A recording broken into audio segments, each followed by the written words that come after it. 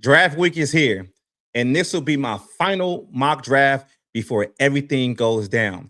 I'm not just throwing around names, but I'm breaking down the full strategy behind the Minnesota Vikings and what they can actually do on draft night. I'm talking about roster needs and trade ripple effects.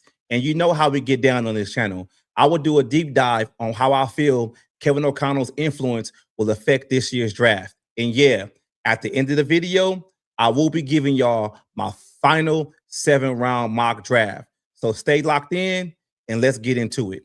But before we get into the draft picks, we got to talk about team needs. Now, the Minnesota Vikings were not active that much this offseason, mainly because they had to do a lot of cuts and they brought a couple of players back on pay cuts, on cost-effective deals. So they weren't as active as they were the offseason prior, sorry.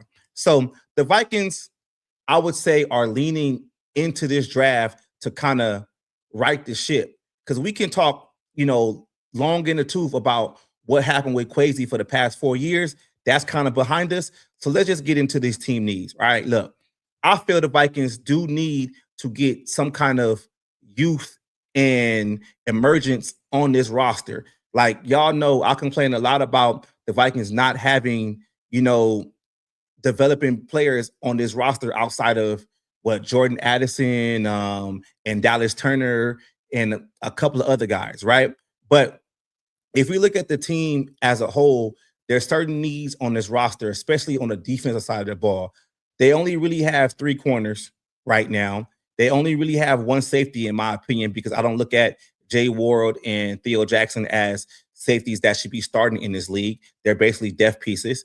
So the secondary needs to get younger, and they need to draft a couple of corners and maybe a couple of safeties.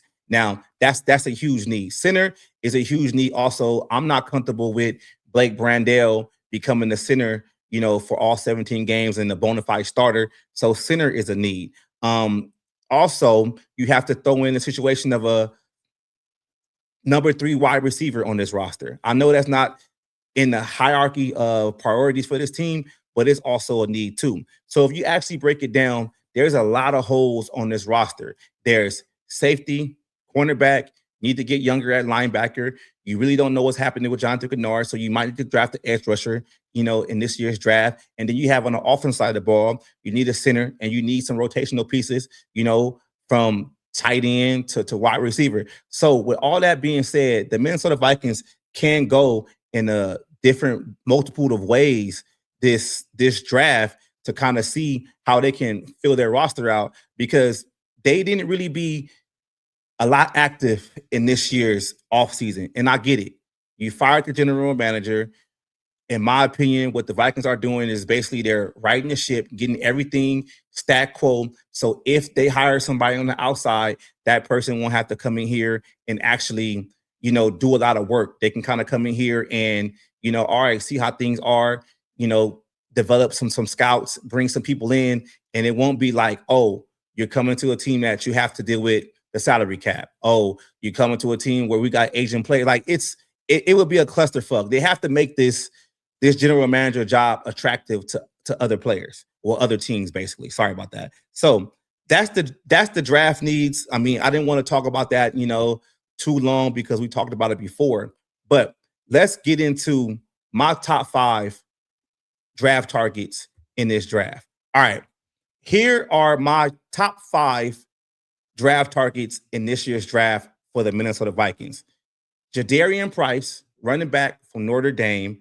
You got Dylan Thieneman from Oregon.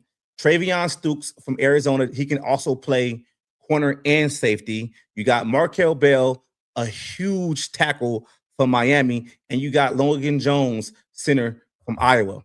Now, I know this is like a Santa's wish list right now. And I know probably the Minnesota Vikings might not be only to get 2 of these players on my top 5 list. But I put this list together because I felt like these are players that can come into this team and make an immediate impact. Now, when we talk about Jadarian Price, some people out there feel like, oh, why should we target Jadarian Price when he was basically the backup for Jeremiah Love? And I keep saying Jeremiah Love had a great year last year. And I really feel like if Jadarian Price was on anybody else's college roster last year, he would be higher, in this year's draft prospects because he would have got more touches. But when you have a year like Jeremiah Love had, I mean, he kind of had to sit to the wayside. And I felt that it's not in, Jadarian Price's, best interest to probably stay another year. This is probably the best time for him to come out. So it is what it is. He was a backup last year. He was second string, but he still has those intangibles that I feel that the Vikings need at the running back position. He's explosive. He can wiggle. He can catch out the backfield. I mean, I feel like his pass catching availability, not pass catching, but his pass protection is not as great as it should be. But what do you expect for a rookie coming into the league? He's not going to be perfect. And one thing that Jadarian Price can do that I feel like the Vikings can benefit day one, even though they already have Jordan Mason and Aaron Jones on this roster, he can help with special teams. He can help with the kickoff and he can help with the punt returns. That's an X factor for me. Now, the one guy that's being mocked to the Vikings for the past couple of weeks, and he's rising on a lot of people's list, is Dylan the safety from Oregon. Now, I can admit at first I thought it was more people talking about, oh, he's the next Harrison Smith replacement. And if you know football, he's not coming in to replace Harrison Smith. He's not going to be a Harrison Smith type caliber his first couple of seasons. He's going to have to develop.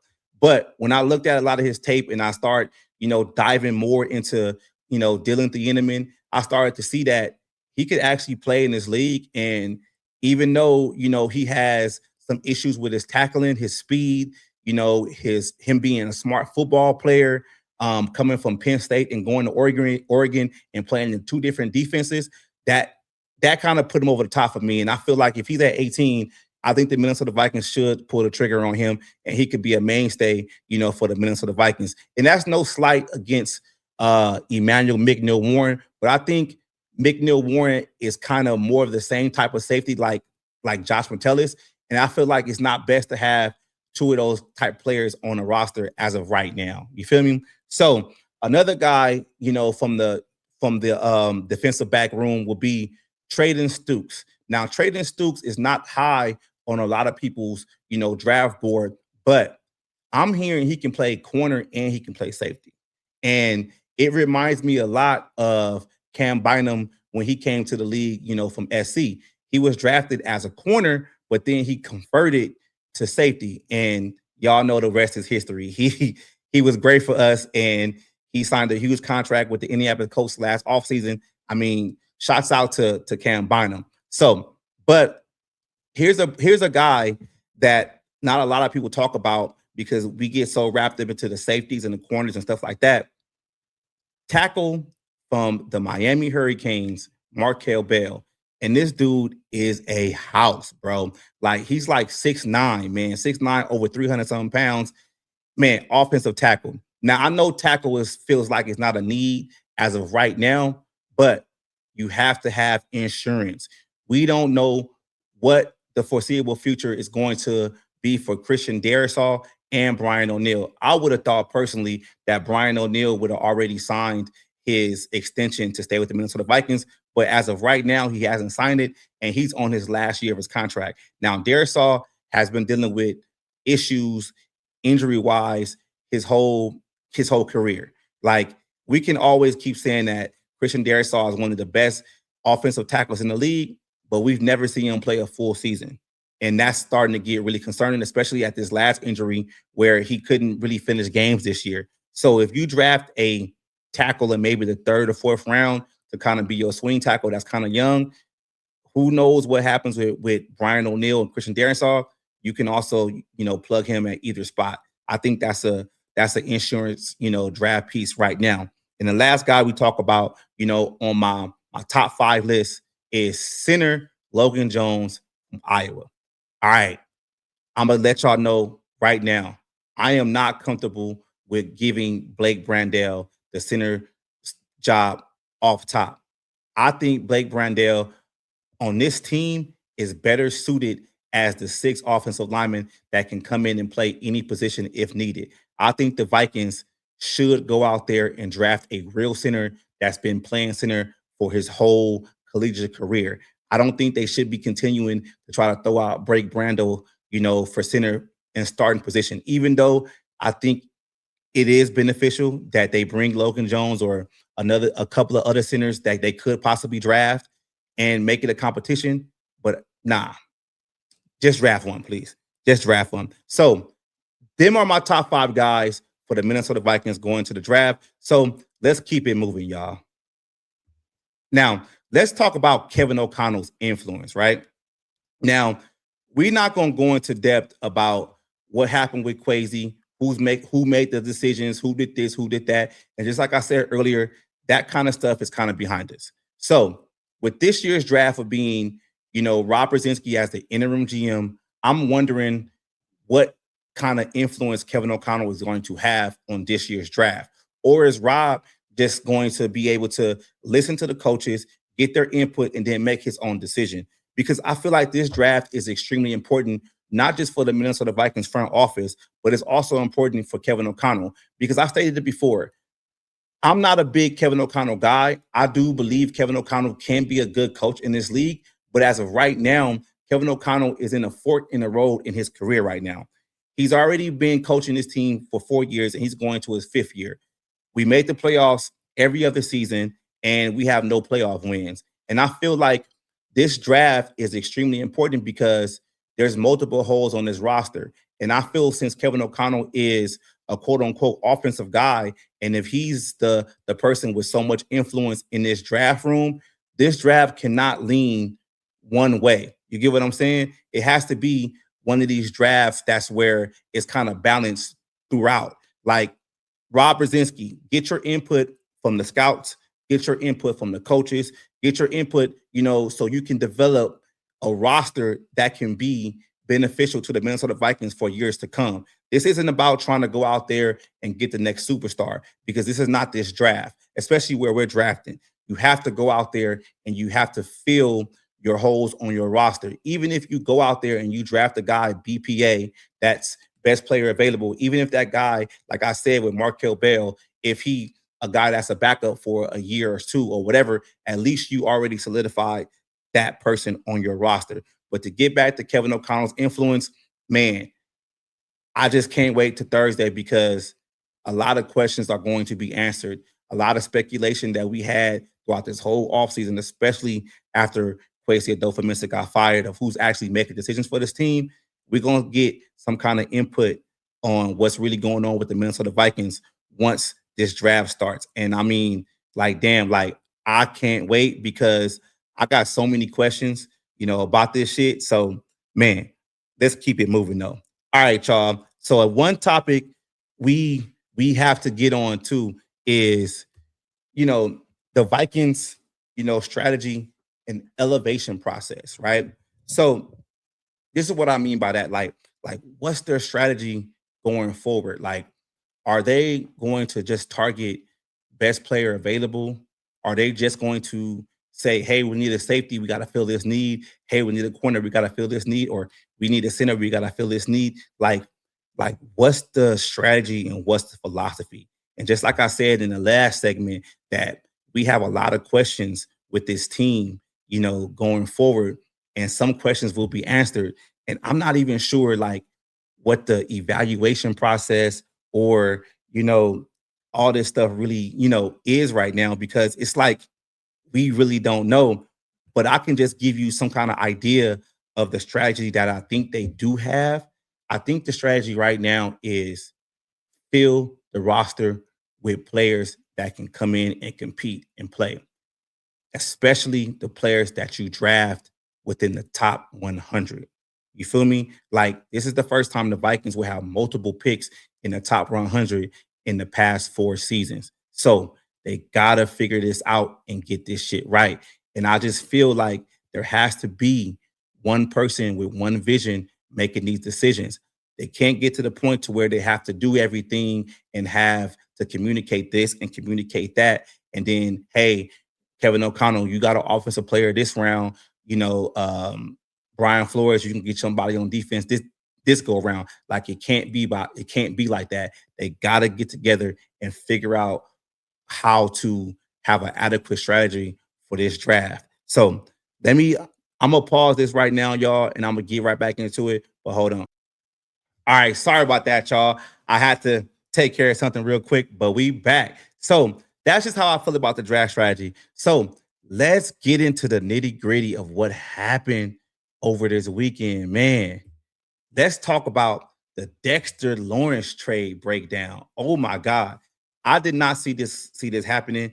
I kind of felt like it was going to be hard for the New York Giants to actually trade Dexter Lawrence because he wanted a contract extension. And off top, I didn't think that the New York Giants were going to get a top 10 pick in this year's draft. I thought that damn Dexter Lawrence, is still one of the top, interior defensive linemen in his league. He wants a new contract. He's going to command something for like $30 million a season. The New York Giants will be okay with maybe getting maybe a second round pick and maybe something next year, but hell no. Nah. Harbaugh got a top 10 pick in this year's draft. They got the Cincinnati Bengals 10th pick in this year's draft, and I didn't see it happening. But we got to also think, though, too, the Bengals defense has not been good for the past couple of seasons. And Dexter Lawrence going there, man, he makes this defense a whole lot better. He gives them something that they don't have. And I know a lot of people out there are being like, man, how can they afford to pay Dexter Lawrence when they didn't even want to pay Trey Hendrickson? That's null and void right now. Now they got a pillar on the defense that they can actually build around. And it's great for Dexter Lawrence. He's actually going to get the extension that he wanted. I think it's like a 1-year extension. And the Bengals get a solid player on defense going forward. And the New York Giants have 2 picks in the top 10, 5 and 10 in this year's draft. So now we got to get into the New York Giants, man, how making the Dexter Lawrence trade impacts this whole draft, especially the top 10. Now, I'm hearing that the Giants are still looking to shop and trade Thibodeau because he's not performing up to snuff. And last year, they drafted Abdul Carter. So you kind of want to even out that defensive, end edge room and kind of give Abdul Carter, the space that he can, become a great player in this league. But excuse me. But with the Giants having number 5 and number 10, they can do whatever they want. And I'm going to say this right now, man. I see the New York Giants drafting Jeremiah Love with the number 5 pick in this year's draft. Now, some might be like, oh, man, they got Cam Scatterboo. Cam Scatterboo is not no Jeremiah Love. If you can bring in a player of Jeremiah Love's caliber, pair him with Scatterboo in the backfield, do something to fix your offensive line issues, hope that Malik Neighbors comes back from his knee injury, you can build you a hell of an offense. And they still got that young quarterback, Jackson Dart, out there that is a threat to run too. I can see them doing that because it's going to take a lot of pressure off of Jackson Dart. But man, they can just do whatever they want to do at 10. Like, that's just how it is. If they want to bolster their defense, they can do that at 10.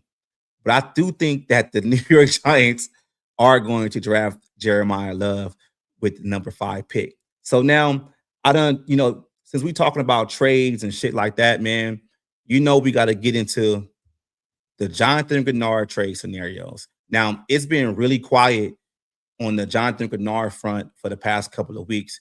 And that's warranted because, hey, the draft is right around the corner and, teams are trying to figure out their draft board. They're not really worried about a trade right now, unless it's a guy like Dexter Lawrence caliber.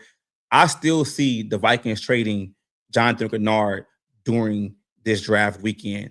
I think it's probably going to be on day 2 because I don't think Jonathan Greenard is going to warrant a first-round pick and maybe not in the second-round pick. And I keep telling y'all, I'm cool with a 3rd and 4th because I just feel like, I'm ready for Dallas Turner to take it away. That's just how I feel about it. So I can see this happening And if the Minnesota Vikings can somewhat get maybe a third and a fourth round in this year's draft, just like I said with the draft needs and my top five, draft prospects in this year's draft for the Minnesota Vikings, that can make that wish list way more possible if the Vikings can get more picks and, to quote Rick Spielman, more bites at the apple. Because Jonathan Greenard, he wants a pay raise also. And Jonathan Greenard is a good player, but he's not a player of a Dexter Lawrence caliber or a Myles Garrett or a Trey Hendrickson or Max Crosby or even Aiden Hutchinson in Detroit. He's not of that caliber. And I know that every player out there wants to get played market value. And I'm not saying he doesn't deserve his money, but I don't think the Minnesota Vikings, as of right now, need to pay Jonathan Greenard upwards of 25, 28 million, even 30 million this season, especially when you have a young player on a rookie contract like Dallas Turner. So just like I said, I still see the Minnesota Vikings moving Jonathan Greenard during this draft weekend. Hopefully. Let's see what happens. And if they don't, man, worst case scenario, the Vikings might have to give him a extension on a 1-year deal, push some money around, make him happy so he won't hold out or hold in like they do in camp right now, just to kind of like make things, smooth it over just to get out this year. But it is what it is. I can't wait to see what's going to happen with this. But Jonathan Greenard, he can't be out there trying to get Will Anderson money.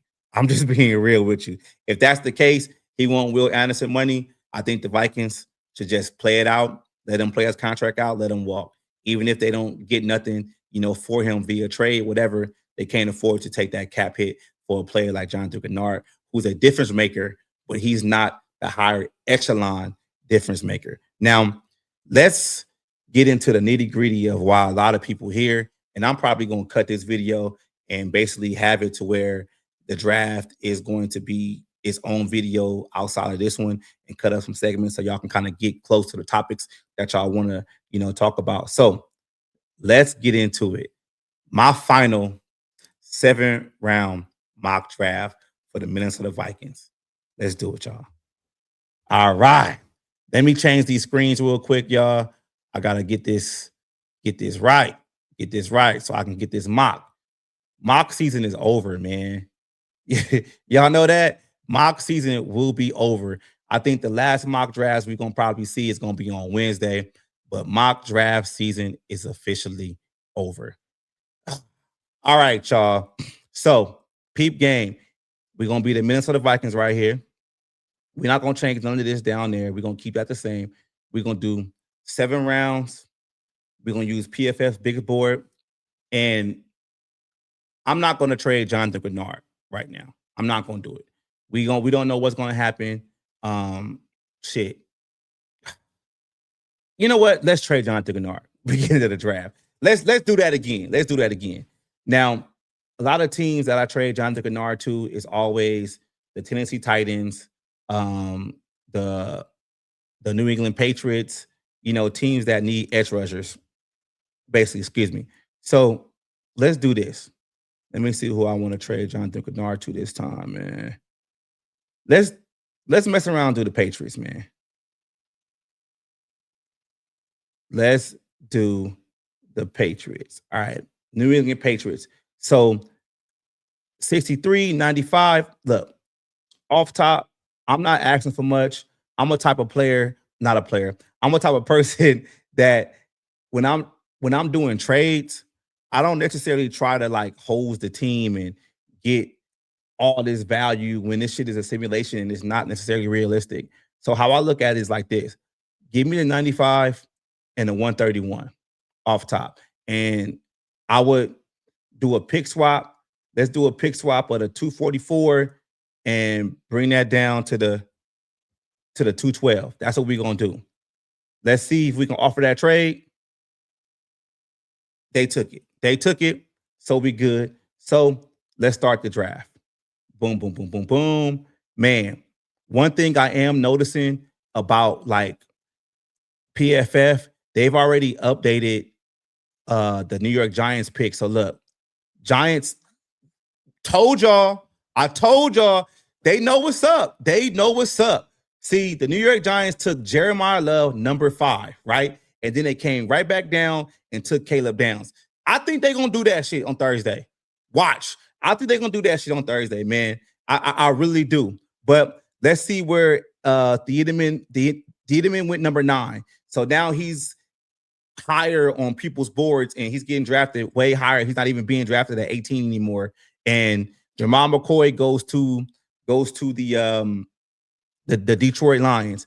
That was somebody that was always right there for us too. So now we're in a situation like this though, right? We got the 18th pick. We got all these guys, Cameron Sadiq, CJ Allen, Jordan Tyson, all these guys on the roster, right? I mean, on the list right now that we can potentially draft. Now, the guy that I'm targeting right now is probably going to be Avion Terrell, but I do not want to trade down too far to where he slips away from me. So it's like this, y'all. Let's trade with the Pittsburgh Steelers for the 21, for the 18. They say they're going to do it. Of course, they're going to do that. So, but what we going to ask for something back, I think we try to keep it to the point of being like more realistic because it's only like 3 spots, 3-4 spots for Pittsburgh. So they got the 76 right there. Let's take the 76 and give him the 82, and then they can kick in us. They can give us the 121. All right. So we did a pick swaps up, stuff like that. And then, it is what it is. It's offer a trade. Boom. They took it. So let's resume the draft. Boom. Worked out for us. It worked out for us. All right. Let's see what they did. So the Pittsburgh Steelers actually traded up for CJ Allen. That's a Pittsburgh move. Then Jordan Tyson went. Cameron Sadiq, man, he went to the Dallas Cowboys. That's cool for him. Now, I've already told you guys I'm not big on Emmanuel McNeil-Warren, but I think the pick should go in, and we are going to draft Avion Terrell. Boom, did it. That's what we did. So now we're going down to the second round, and I might, with all the picks that we got right now, I might trade back up, for another player or something like that, depending on what this board looks like.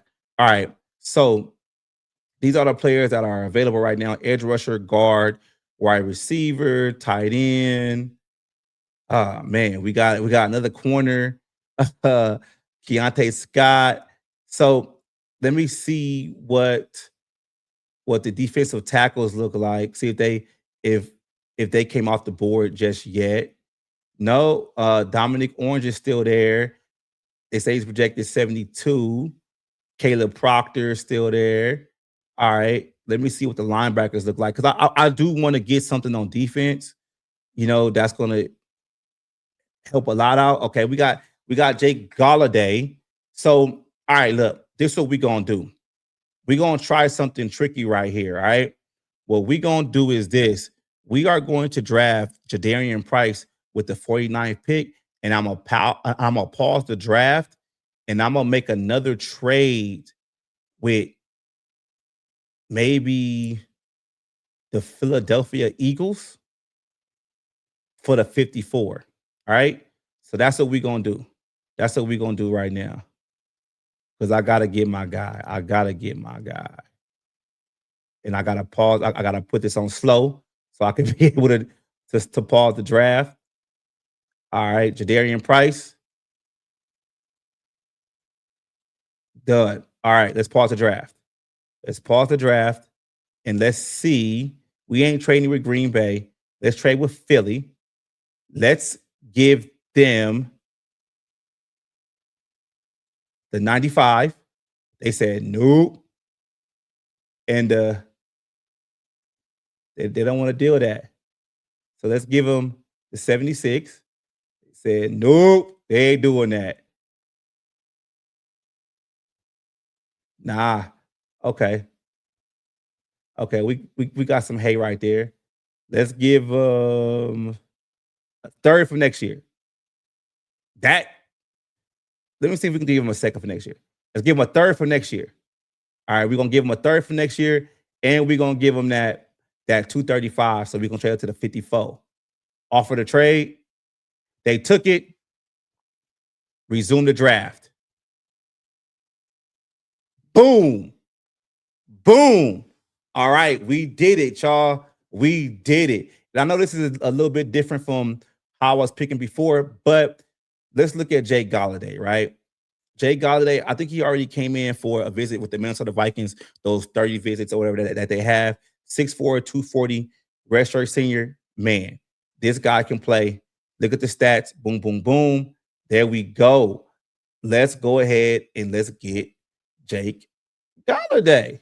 Bam. And our next pick, it's going to be a minute. It's going to be a minute. But it is what it is, man. We traded up. So let's speed this up so we can get to our pick. This might not work out for us though, y'all. It might not. It might backfire for us. But at least we got 3 starters. So here we go. We're gonna be picking again. All right. All right, cool. So hold on, y'all. I'm gonna pause it real quick. Boom. All right, I'm back. So we are at the 95 pick in the draft in the 3rd round. Just give you guys a recap of what we drafted. So Avion Terrell in the 1st, Jadarian Price in the 2nd, Jake Galladay in the 2nd, and now we have 2 3rd round pick, 95, 97, and then we have a 4th, a 5th, 6th. Man, it looks good. We just got to dig deep. All right, look. So let's see what the centers look like right now. Interior O-line. It looks like, let's see if our guy is up there. Nope, our guy is gone. Jake Slaughter is probably one of the best centers up here right now. So right now we have a 95 and 97. We should be looking at 2 players right now. Let's see what the interior defensive line looks like. Dante Corleone. Yeah, I think that might be, something that we should look into. Caleb Proctor also. Let's see, 6'1". He's a little bit on the shorter side, but that should be something that we should look into. So I say let's do this. Let's go ahead and draft Jake Slaughter right now with the 95 pick. He's not Logan Jones, but it is what it is. So let's just see who's everybody available right now. We do have 12 trades, but Malachi Fields, man. Let's see what we can do. Let's see what the trades look like. See if it's not too far. Oh, we got the 99. The 99 and the 101. Pittsburgh again. Let's see if we can do it to Tennessee. Let's see if we can trade this with Tennessee.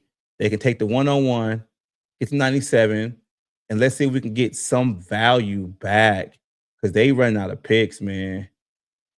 They said no on that. Let's see what we can do. I'm cool on that. Pittsburgh again. Pittsburgh got 99 and 135. Nah, I'm cool on them. The 102. Vegas got the 102, 117. I would love that 117. The 102, 117 for that one. So we just trading up a little bit. Cool. I like that. And they're going to throw us a 5th round pick for next year. You know what? We lost the 3rd. They're going to throw in a 4th.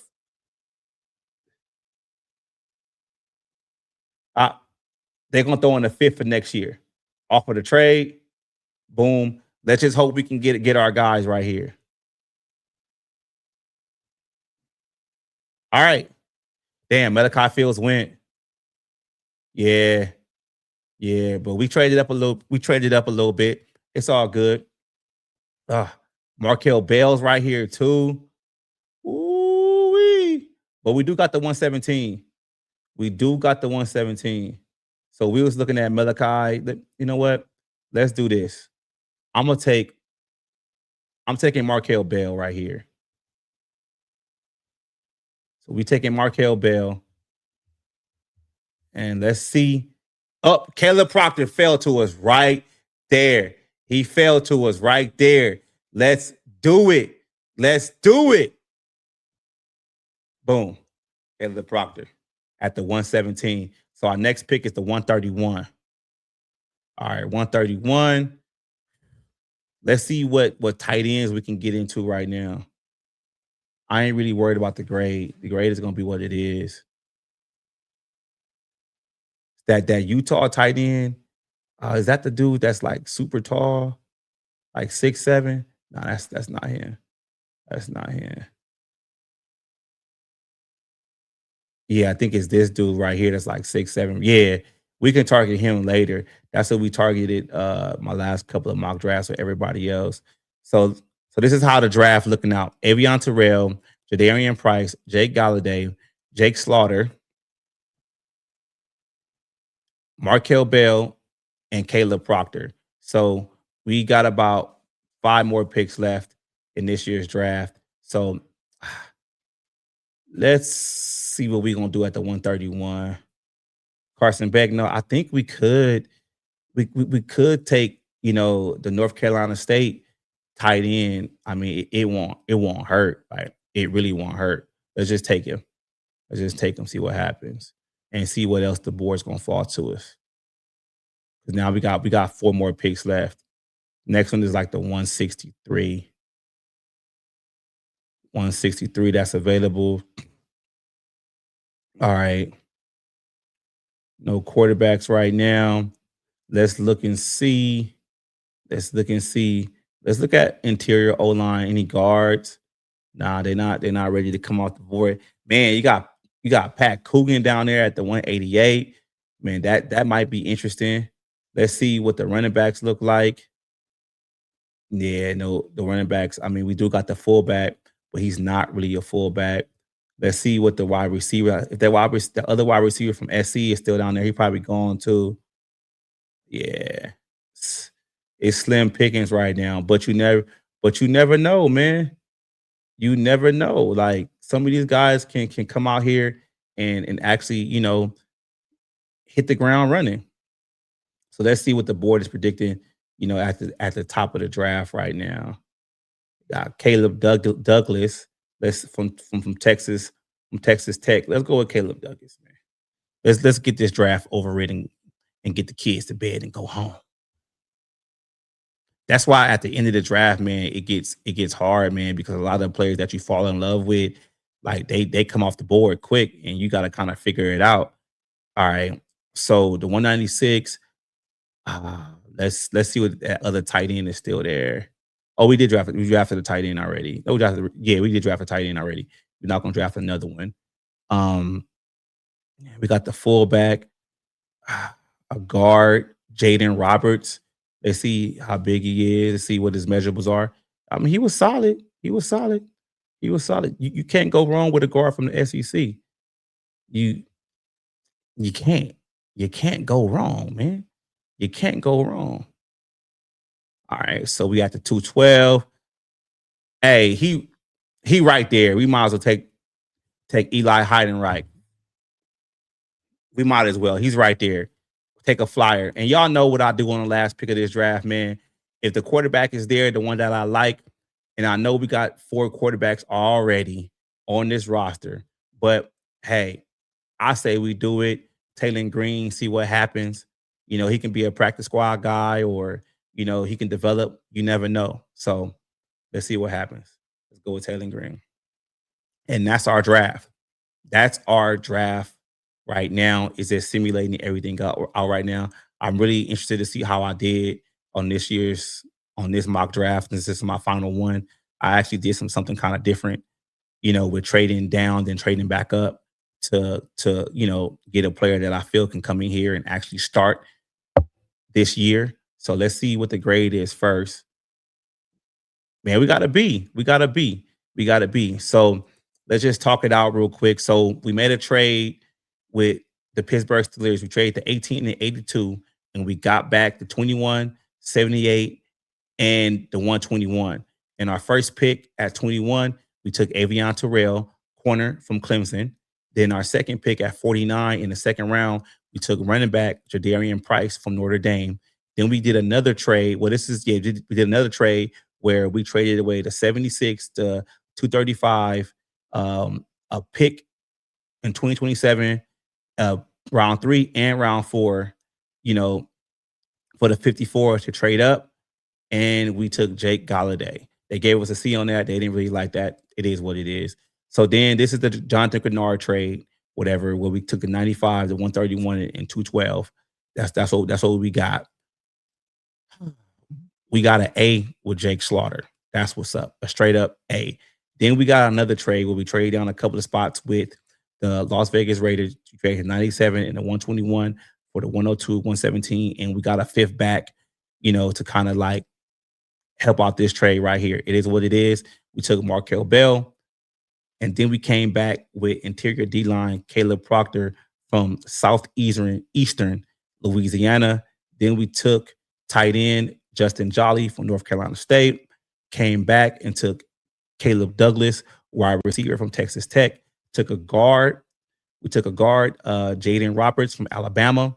And then we took the fullback. He's not really a fullback. He's more like a H-back, pass catcher or whatever. We don't know what he's going to be in this league, with Eli Heinrich from Navy. And then our last pick of the draft, we took a flyer on Taylor Green, quarterback from Arkansas. And overall, we got a B. I like how that came out. I'm going to save this. I'm going to put that out and let you guys, look at that, on the social medias so y'all can see how I did. But that's it, man. That's my final mock draft, for this year's offseason. I mean, the draft is on Thursday. I can't wait. I'm going to keep saying this over and over again. A lot of questions going to be answered on this year's draft of what direction this team is going to actually go into. And I'm excited, and I am kind of fatigued of these mock drafts. So I won't be doing no mock drafts for a long time. So let's close it out. Now, I'm not sure how I'm going to do this, but I am going to be live on draft day. I got a previous engagement that I got to, take care of earlier that afternoon. But considering how long the draft is on Thursday, it's going to be a lot of time in between picks.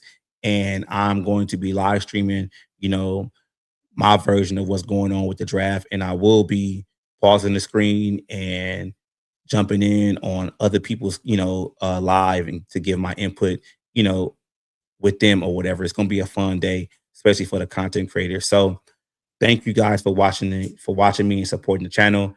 And let's draft, baby. Let's get into it.